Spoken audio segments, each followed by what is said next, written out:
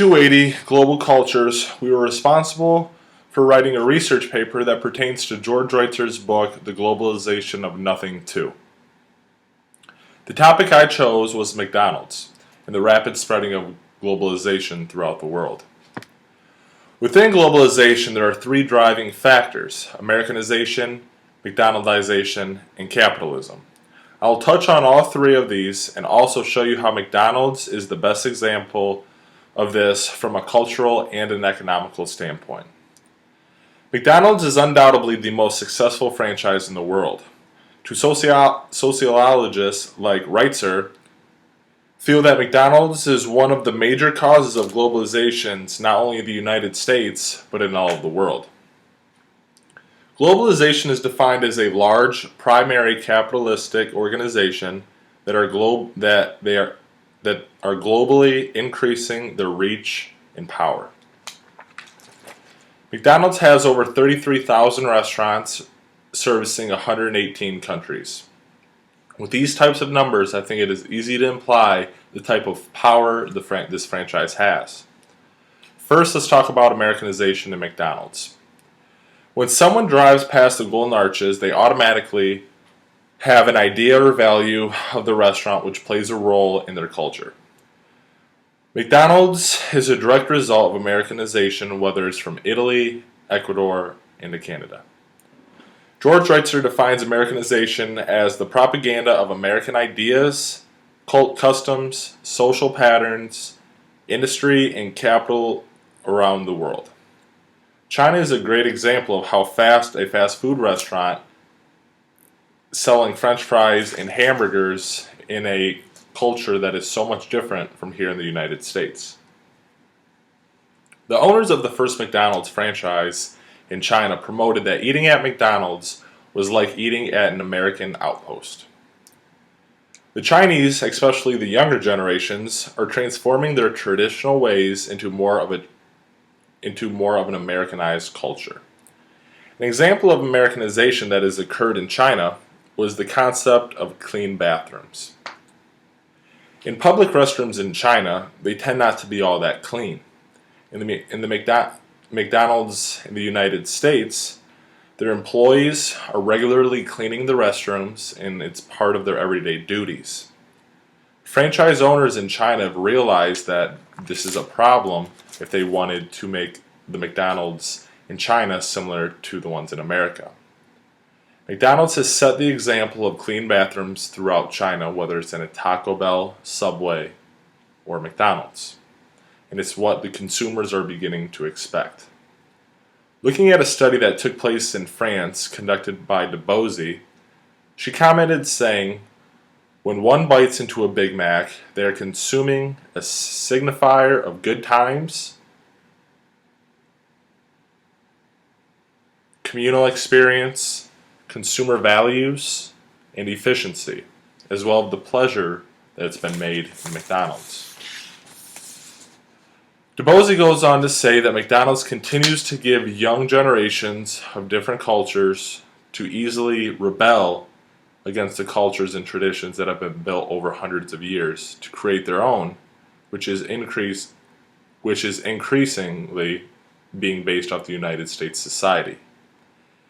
In the article Working for McDonald's France, Resistance to the Americanization of Work, Dennis Hennequin, a sociologist from Paris, thinks that McDonald's is not a social killer. He thinks that the younger generations have the ability to build on their own culture, which is the opposite of what Marianne DeBozy states, referring to Americanization as a social killer and that it ruins cultures all around the world. Now, who started Americanization? Another perspective from William Marling is questioning whether or not Americanization was actually started in America, created by American corporations. Marling says everyone, especially Americans, recognize American films, language, and logos when abroad, and draws to the conclusion that the world is more Americanized. Reitzer has a different perspective. Reitzer thinks that the spread of Americanization is based off of corporations here in the United States. McDonald's is a perfect example. McDonald's has spread throughout the world in a relatively short amount of time and has reached and created more power for their franchises. The hierarchy in McDonald's, as of 2012, has planned to build a new McDonald's in China every day starting in 2016. Another factor into the process of globalization is the term McDonaldization. There are 5 dimensions that fuel McDonaldization, which are efficiency, predictability, calculability, non-human technology, and dehumanization. There are many companies that are considered McDonaldized in the eyes of Reitzer, such as online education, bookstores, credit cards, and many more. McDonald's, to many, is the best possible example of mastering the process of McDonaldization. An example of McDonaldization spreading throughout the world by McDonald's, talking about the efficiency aspect, has happened in Hong Kong and China. Before McDonald's, most restaurants consisted of chaotic scenes around the cash register trying to pay and receive their food. McDonald's, with focuses on running their business on McDonaldization, noticed that this would not work in their restaurants. That is why they incorporated the line in East Asia, where their culture is much different than the United States. The line is an accepted feature of Hong Kong's middle-class culture and is making headway in Beijing and Shanghai. The third and final component of the rapid spreading of globalization is based off of capitalism. No force has contributed more to globalization in general and globalization in particular, historically and especially today, than capitalism, says Reitzer. With capitalism comes the ability to utilize franchises. McDonald's would not be as dominant in a capitalistic country without the ability to use a restaurant as a franchise all around the world. There are many more factors that go into capitalism, obviously, but the growth of McDonald's and their success is partially due to the ability to utilize franchises. Globalization and localization. Reitzer introduced the concept of globalization as a complement to the idea of localization. The two together is seen as a central process under the larger heading of globalization. Some may say everything is falling under globalization, that localization is rapidly disappearing. This is not always the case, however. Although McDonald's is one of the companies that focus point of globalization throughout the world, there are still a few factors of localization that intersect with globalization. China, for example. Although the McDonald's throughout Beijing, Shanghai, and Hong Kong are virtually identical to the United States, besides for a couple of their menu changes, there's still a certain element in cultures feeling towards McDonald's that differ from country to country. Until the late 1970s and early 1980s, most people paid little attention to the calendar birth date in China. McDonald's and its rivals now promote the birthday party, complete with cake, candles, silly hats, advertising on television aimed towards children because of McDonald's. The people in Russia have also been impacted in certain ways from McDonald's coming to their country.